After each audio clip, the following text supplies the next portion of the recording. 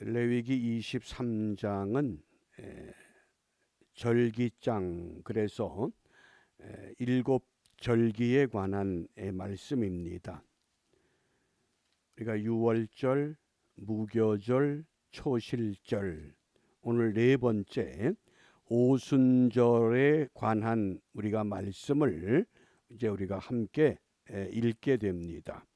우리 오순절의 말씀을 23장 15절부터 22절까지 우리 먼저 다 같이 함께 합독합니다.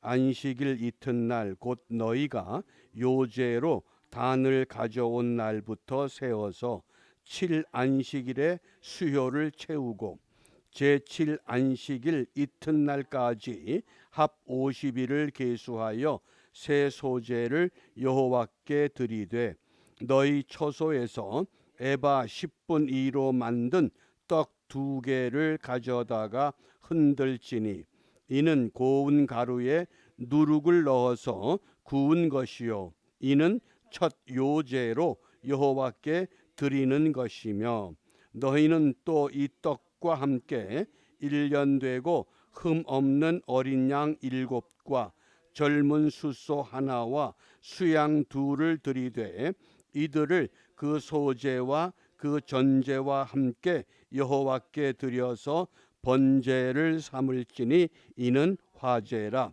여호와께 향기로운 냄새며 또 수염소 하나로 속죄제를 드리며 1년 된 어린 수양 2를 화목제 희생으로 드릴 것이요 제사장은 그 첫 이삭의 떡과 함께 그 2 어린 양을 여호와 앞에 흔들어 요제를 삼을 것이요 이것들은 여호와께 드리는 성물인즉 제사장에게 돌릴 것이며 이날에 너희는 너희 중에 성회를 공포하고 아무 노동도 하지 말지니 이는 너희가 그 거하는 각 처에서 대대로 지킬 영원한 규례니라. 너희 땅에 곡물을 벨 때에 밭 모퉁이까지 다 베지 말며 떨어진 것을 줍지 말고 너는 그것을 가난한 자와 객을 위하여 버려두라. 나는 너희 하나님 여호와니라. 아멘. 우리 일곱 절기가 첫 번째는 유월절. 유월절은 예수님께서 십자가에 못 박히신 절기라고 우리가 생각합니다. 두 번째는 무교절. 무교절은 예수님께서 십자가에 못 박혀 죽으신 후에 무덤에 안장된 상징의 절기. 그리고 초실절, 예수님께서 무덤에서 부활하신 부활을 상징하는 절기. 그래서 유월절과 무교절과 초실절이 한 주간의 하나의 세트처럼 지키는 명절입니다. 이제 오늘 네 번째 오순절입니다. 오순절은 성령 강림을 상징하는 절기입니다. 우리 성령 강림, 이 유대인의 이 절기가 계절과 관계가 있습니다. 그래서 계절적으로 이 절기를 분류하면 봄에 지키는 절기가 유월절, 무교절, 오순절, 이게 봄에 지키는 절기입니다. 그 다음에 이 초여름이 유월절, 무교절, 초실절이죠. 이게 잘못됐네요. 그 다음에 초여름에 오순절, 그 다음에 가을에 나팔절, 속죄절, 장막절 이렇게 됩니다. 요 절기를 봄, 초여름, 가을. 그래서 이 절기는 우리 마치 한국의 24절기 중심으로 농사를 짓는 것처럼 이 절기 농사와 밀접한 관계가 있습니다. 6월절에는 첫 수확이 보리입니다. 보리 한 단을 오메르 그랬습니다. 그래서 초실절을 보내고 오메르 첫째 날, 오메르 둘째 날 이렇게 헤아려서 이걸 오메르 카운트라고 합니다.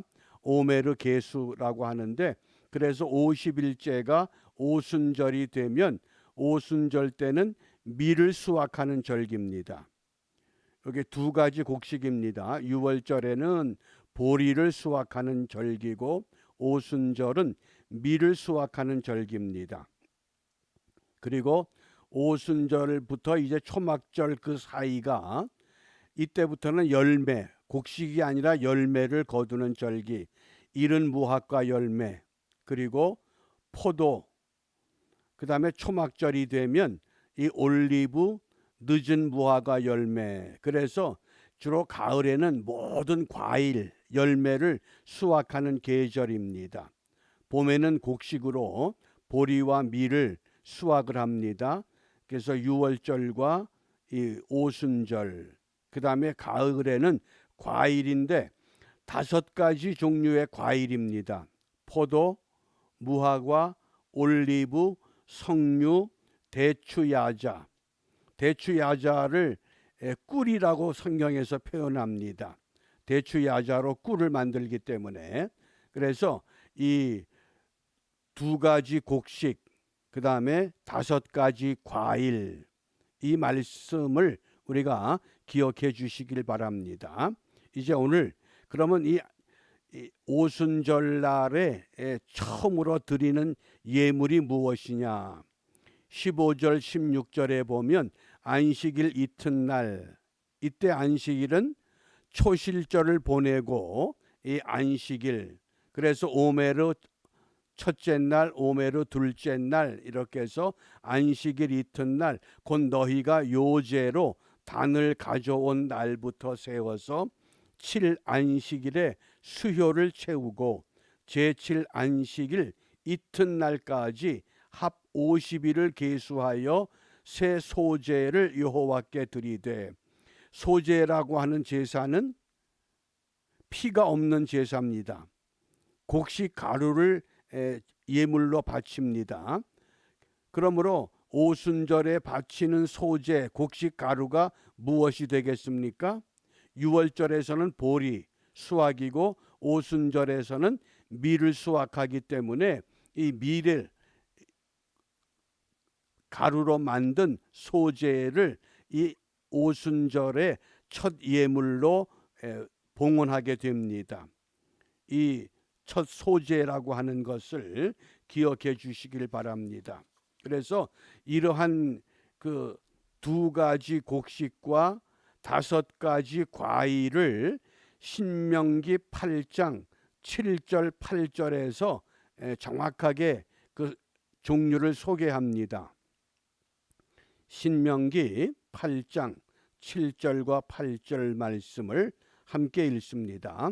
내 하나님 여호와께서 너로 아름다운 땅에 이르게 하시나니 그곳은 골짜기에든지 산지에든지 시내와 분천과 샘이 흐르고 밀과 보리의 소산지요 포도와 무화과와 석류와 감람들의 나무와 꿀의 소산지라. 그래서 이 5가지 열매를 오과, 열매 과자를 씁니다. 5가지 열매, 그 다음에 이 곡식, 밀과 보리, 곡식 곡자를 써서 오과이곡, 우리가 흔히 오병이어 그러죠. 그런 의미입니다. 5가지 열매, 2가지 곡식, 그것이 약속의 땅에서 주 생산되는 곡식과 과일입니다. 그래서 밀은 오순절에 수확을 하고 보리는 6월절에, 그리고 주로 이 열매들은 가을에 다 수확하는 겁니다. 포도, 무화과, 석류, 감람들의 나무는 올리브죠. 올리브. 꿀의 소산지 그랬는데 이 꿀이 대추 야자입니다. 그래서 대추 야자가 굉장히 우리 좀 열매가 큰데 아주 당도가 높습니다. 포도, 무화과, 석류, 감람들의 나무, 그 다음에 대추야자 이렇게 기억해 주시면 됩니다. 이것이 이제 오순절에 우리가 하나님께 드려지는 예물들의 모습이었습니다. 그러면 도대체 이 오순절은 어떤 의미가 있느냐? 물론 성령 강림입니다. 우리가 성령 강림의 의미를 한국교회는 크게 두 종류 교회로 구분합니다. 하나는 성령을 너무 은사 중심으로, 은사주의로 강조합니다. 그래서 뭐 불받아라, 방언해라, 입신해라, 병 고쳐라, 이게 다 은사 중심. 오순절 계통의 교회들이 너무 은사 중심으로만 치우칩니다. 그 다음에 또 이 장로교 계통으로 보면 너무 또 이게 이론적입니다. 성령에 대한 이론은 정확하게 아는데 성령의 어떤 그 현상이나 나타남에 대해서는 그렇게 반가워하지 않습니다. 그런데 오늘 이 레위기 23장에서 성령이 임하는 것을 무엇이라고 말씀하는가? 그 예물을 통해서 우리에게 분명하게 말씀을 합니다.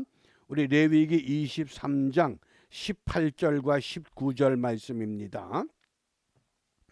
우리 말씀을 함께 읽습니다. 너희는 또 이 떡과 함께 1년 되고 흠없는 어린 양 7과 젊은 숫소 하나와 수양 2를 들이되 이들을 그 소제와 그 전제와 함께 여호와께 드려서 번제를 삼을지니 이는 화제라.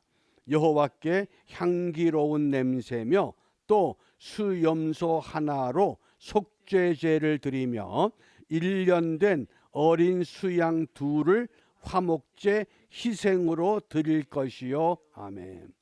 여기 수양 2를 화목제로 바치라고 말씀합니다. 어린 양 7이라고 하는 것, 요한계시록의 2장 3장에 아시아의 7교회를 향해서 말씀하시지요. 그래서 이 7이라고 하는 것, 보통 유대인들은 완전수, 3이라고 하는 하늘의 수와 4라고 하는 땅의 수, 동서남북, 성부, 성자, 성령, 그래서 7 완전수다. 또 3 곱하기 4도 12이 돼서 12지파, 완전수다. 이렇게 우리가 이해합니다마는 이걸 좀 더 구체적으로 설명하면 아시아의 7교회, 그래서 7이라고 하는 것이 교회의 충만한 수를 상징합니다. 교회의 충만한 수. 그 다음에 젊은 숫소라고 하는 것은, 젊은 숫소는 뭡니까? 밭에 나가서, 들에 나가서 부지런히 일을 위해 사용하는 짐승입니다. 그래서 이 젊은 숫소는 이 사역자를 말합니다. 하나님의 부름을 받은 사역자, 제사장, 하나님의 일꾼, 그 하나입니다. 하나. 그 다음에 수양 2이, 이것은 한 마리는 유대인, 한 마리는 이방인을 상징하는 겁니다. 그러니까 유대인과 이방인이 오순절 성령 강림 때는 하나가 되는 것을 의미합니다. 우리가 성령 강림이라고 하는 것이 너무 이렇게 현상적으로만, 또 이론적으로만 그동안에 치우쳤는데, 오늘 레위기 23장 이 말씀에서 수양 2를 화목제 희생으로 드려라. 이것은 유대인과 이방인이 완전히 연합해서 하나가 된다고 하는, 그러니까 오순절 성령 강림이라고 하는 것은 우리가 사도행전 1장 8절에서 성령이 너희에게 임하시면 너희가 권능을 받고 예루살렘과 유다와 사마리아와 땅끝까지 이르러 내 증인이 된다. 이게 무슨 뜻입니까? 우린 자꾸 복음 전하는 여기에다만 집중을 했는데 왜 복음을 전합니까? 이 땅의 모든 민족, 모든 나라가 어떻게 성령 안에서 하나가 되어야 된다는 겁니다. 성령 강림의 가장 중요한 핵심은 성령이 임하게 되면 흩어지는 것이 아니라 모두가 하나가 되는 겁니다. 어린 아이로부터 어른으로부터 남자로부터 또 여자로부터 모두가 자기가 받은 그 성령으로 어떻게 됩니까? 하나가 되는 것이 성령 강림의 의미라고 하는 것. 이것이 오순절의 특별한 의미입니다.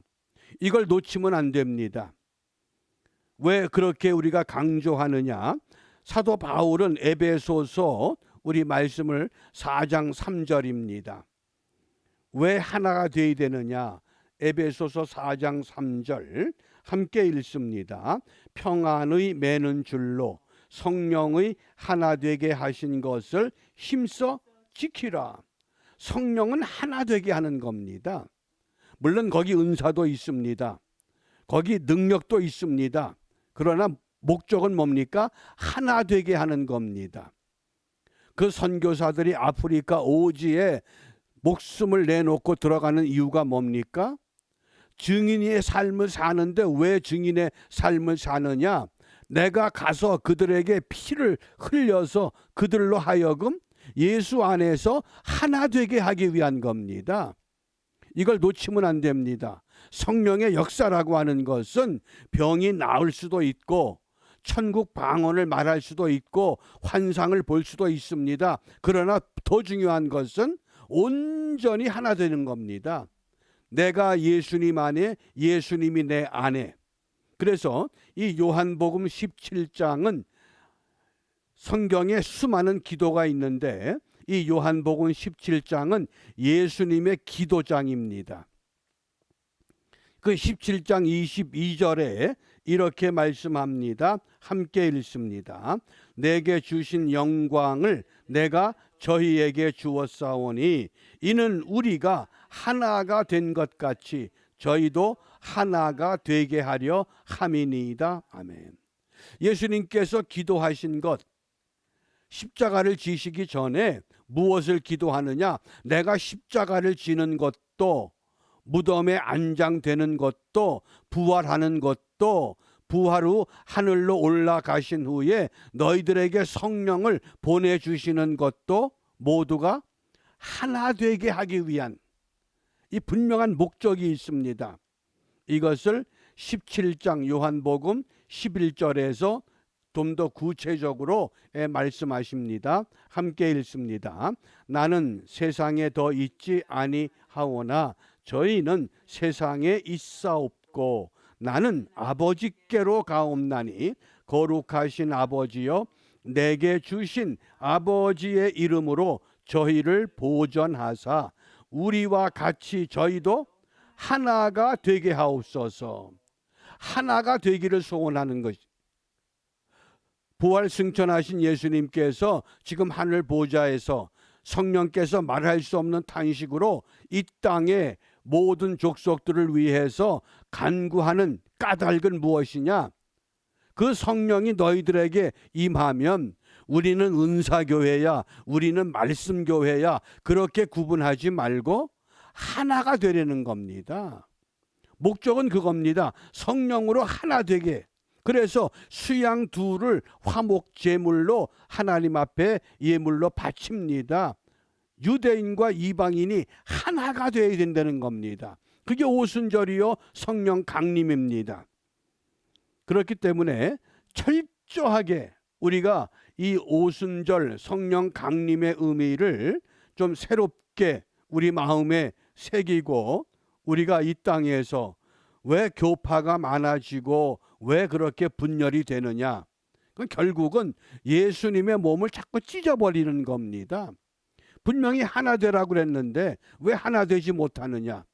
우리가 이 문제들을 놓고 정말 진심으로 하나 되기 위한 기도를 이제는 우리가 바르게 기도할 때가 됐습니다.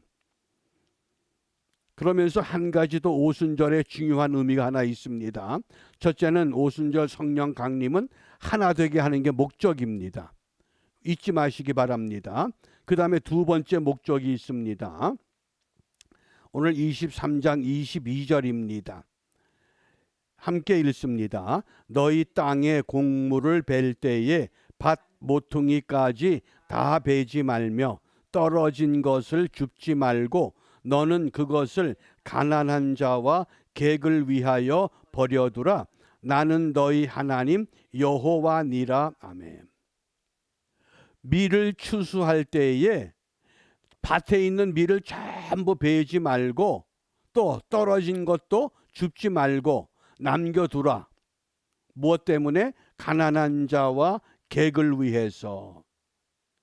엘리멜렉 집안의 가족들이 베들레헴의 흉년 때에 어디로 옮겼습니까? 모압으로 옮겨갔습니다.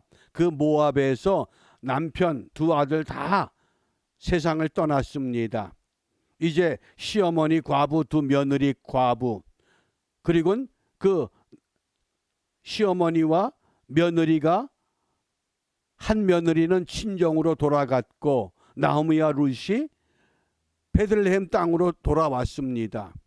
그런데 아무것도 경제적인 여건이 준비되지 않았습니다. 그러자 룻이 보아스 밭에 가서 곡식을 줍습니다. 그래서 이 오순절 때 되면 유대인들은 전통적으로 룻기서를 읽습니다. 왜 곡식을 뿌려 놓습니까? 제가 대학 때 그 당시 일산에 홀트 양자회라고 하는 그 기관이 있었습니다. 그 당시 일산은 전부 다 이 논밭입니다. 그래서 한날은 추수 끝난 다음에 그 홀트 양자회에 있는 그 어린이들하고 밭에 나가서 논에 나가서 이삭 줍기를 하는데 얼마나 싹 쓸어갔는지 몇 시간을 주워도 다 몇십 명이 모았는데도 한 줌도 안 돼요. 그런데 벌써 그 옛날에 이 유대인들은 그 당시에 가난한 사람들과 객을 위해서 일부러 곡식을 뿌려주는 겁니다. 그러니까 룻이 들에 나가서 곡식을 얻어다가 시어머니를 섬길 수 있잖아요. 그게 오순절의 의미예요. 그게 성령 강림의 의미예요. 내 어떤 육신의 질고를 해결하는 그것만이 문제가 아니라 이 어려운 형제 자매들, 가난한 사람들, 고아와 과부와 나그네들을 위해서 그들에게 먹을 것을 뿌려주는 겁니다. 그 결과 어떻게 됩니까? 이방 여인 룻이 예수님의 족보에 올라가는 은총을 입잖아요. 그게 성령 강. 왜? 유대인과 이방인이 하나가 되는 의미가 분명히 나타나잖아요. 무엇 때문에? 그 곡식을 뿌려주는 것 때문에. 그것이 성령 강림 오순절의 의미라고 하는 겁니다. 우리가 현대 교회들이 너무 이 성령 강림을 현상학적으로만 몰고 갔기 때문에 이제는 레위기 23장을 통해서 우리가 이 두 가지, 첫째는 성령 강림은 하나 되게 하는 게 목적입니다. 교파와 교단이 없습니다. 하나가 되어야 되는 겁니다. 그 다음에 두 번째는 성령 강림은 어려운 사람들을 생각하는 겁니다. 그들을 도와주는 것이 성령 강림입니다. 우리는 성령 받았다 그래서 나는 즐겁고 나는 행복하고 나는 기쁘고 교회는 부유해지고, 그런데 교회 밖의 사람들은 고통을 받는다. 그것은 하나님이 기뻐하는 성령 강림이 아닌 줄 압니다. 그러므로 우리가 이 두 가지, 이 오순절 성령 강림을 통해서 철저하게 하나 되지 못한 것 회개하고, 또 우리가 이 가난한 자 객을 돕지 못한 것, 우리가 이것을 회개하면서 이 절기의 의미를 우리 새롭게 인식하고, 우리 주님께서 이 땅에 오셔서 완전히 내 모든 것 다 내려놓으셨던 것처럼 우리도 그런 예수님의 삶을 본받는 그 믿음의 길을 함께 결단하는 은혜가 우리 모두에게 결단되시기를 주님의 이름으로 축복합니다. 기도합니다. 사랑의 아버지 하나님, 레위기 23장 7절기를 통해서 오늘 저희들이 23장 15절부터 22절의 말씀을 읽고 오순절의 진정한 의미를 함께 나누었습니다. 주님을 믿는다고 하면서 주님께서 이 땅에서 행하시고 이 땅에서 이루어 놓으셨던 그것보다는 우리 육신에게 집착하고 우리의 삶에 집착하여서 하나 되지 못했던 지난날의 우리의 잘못을 용서하여 주시고 이제 이 말씀을 의지해서 정말 이 땅에서 하나님의 교회들이 온전히 하나 되는 은혜를 우리가 함께 나누어 갖도록 인도하여 주시옵소서. 우리만 이러한 은혜 가운데 기뻐하는 것이 아니라 지금도 교회 밖에서 믿음 밖에서 아파하며 고통하며 아버지 하나님 신음하는 이 나그네와 고아와 과부들 이들을 생각하면서 정말 우리가 그들에게 어떠한 것을 복음으로 나누어 주며 전도해야 할지를 다시 한번 생각하며 이전보다 주님 닮아가는 일에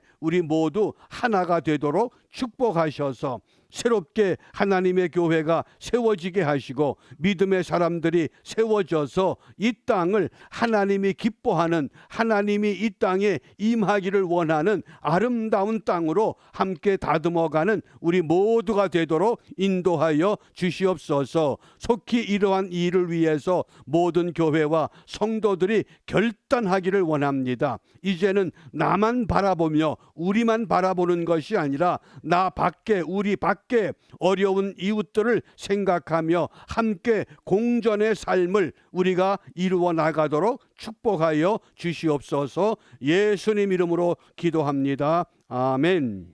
마치겠습니다.